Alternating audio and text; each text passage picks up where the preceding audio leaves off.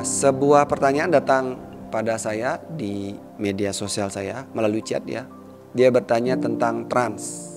Jadi trans itu apa dan bagaimana, kok keadaannya, ciri-cirinya kayak gimana gitu ya.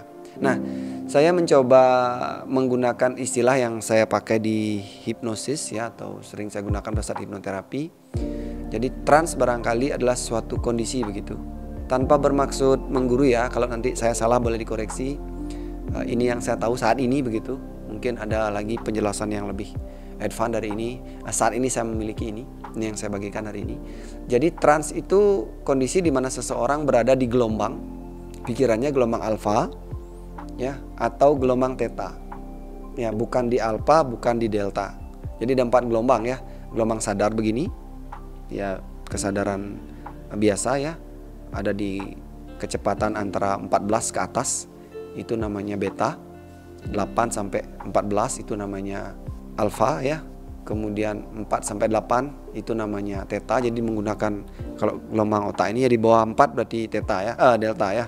Theta itu 4 sampai 8. Nah, gelombang antara 4 sampai 14 ini adalah kecepatan gelombang di mana manusia berada dalam kondisi yang trans. Nah, kalau kita menggunakan EEG ya, encephaloelektrografi ya, mengecek kecepatan gelombang daripada otak kita, pikiran kita, maka akan tampak di situ kecepatannya. Secara pengamatan langsung tidak menggunakan alat bagaimana begitu ya.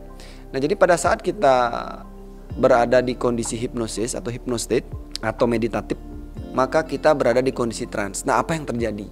Apa yang terjadi saat kita mengalami trans ya? Sebut ada namanya penjaga ya. Jadi ada yang namanya critical factor dalam pikiran kita, penjaga kita. Ya, topeng bilang begitu, bisa juga disebut topeng ya, topeng ego kita tidur. Ya, tergantung tingkat kedalaman ya, transnya ada tingkat kedalamannya ya. Kedalaman ringan ya, hipnoidal, sampai dia medium ya, sampai deep atau somnambulism namanya paling dalam.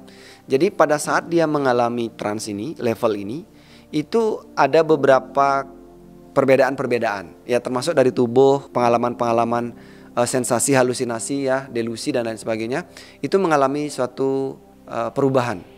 Jadi mulai dari pemanggilan memori sampai kemudian topeng-topeng yang kita pakai ini, itu akan tertidur. Nah, saya kasih contoh orang trans di tempat upacara, atau misalnya di tempat-tempat agama tertentu, atau bilanglah di tempat-tempat suci atau tempat-tempat angker tertentu, orang mengalami trans.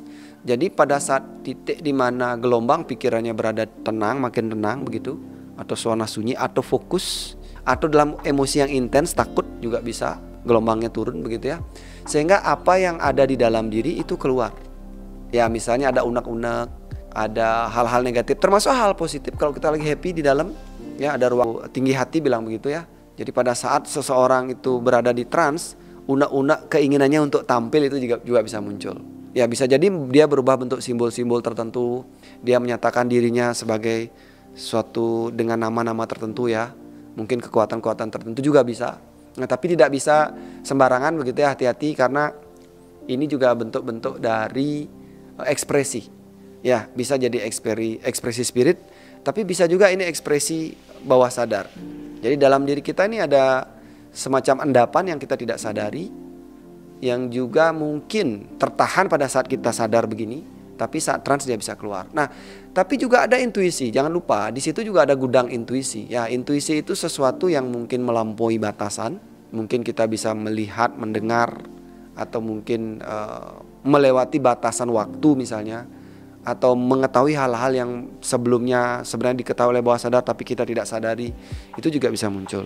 Nah, trans level ini nanti bisa secara sengaja dibentuk, diperdalam lewat metode hipnosis atau meditatif ya, bisa, tentu sangat bisa diamati begitu, pelan-pelan diturunkan sampai gelombang itu muncul. Ya, dalam gelombang-gelombang meditasi mungkin orang ada yang melihat suatu pandangan-pandangan tertentu, kejelasan akan suatu masalah ya, atau mungkin menemukan solusi terhadap suatu keadaan juga bisa, atau memanggil suatu keadaan bahagia di dalam, kondisi hening di dalam juga bisa. Walau juga mungkin terpanggil secara tidak sengaja atau secara sengaja memori-memori yang mungkin mengandung bentuk ketakutan dan kemarahan, kecemasan, kekhawatiran, kesedihan, peristiwa-peristiwa lalu yang mungkin membuat kita belum terlalu nyaman, belum terlalu deal dengan itu, masih menolak, tetapi kita tidak nyaman untuk menolak, kita simpan di dalam. Atau ketakutan kita di masa depan juga bisa muncul. Nah, artinya ada endapan-endapan pikiran di bawah sadar kita yang bisa jadi terpanggil pada saat kita mengalami trans. Nah, ada cara masuk, tentu ada cara keluar ya. Cara keluar bisa keluar sendiri setelah mungkin mengalami kelelahan, atau dibantu keluar juga bisa oleh orang lain atau terapis. Ya, intinya trans tidak boleh dipandang sebagai suatu hal yang buruk. Kadang orang malu untuk tampil begitu. Saya malu teriak-teriak depan umum, bisa jadi begitu ya. Nah, tapi kalau bareng-bareng teriak bisa nggak? Bisa. Nah, kalau dia dilepas, sang penjaga kritisnya dilepas, rasa malunya untuk begitu dilepas, rasa takutnya dilepas, dia ikhlas menjalani trans juga bisa menjadi hal yang sangat berguna untuk mengetahui atau memperbaiki hal-hal yang mungkin ada di bawah sadar kita. Semoga ini bermanfaat ya. Sampai jumpa di video selanjutnya.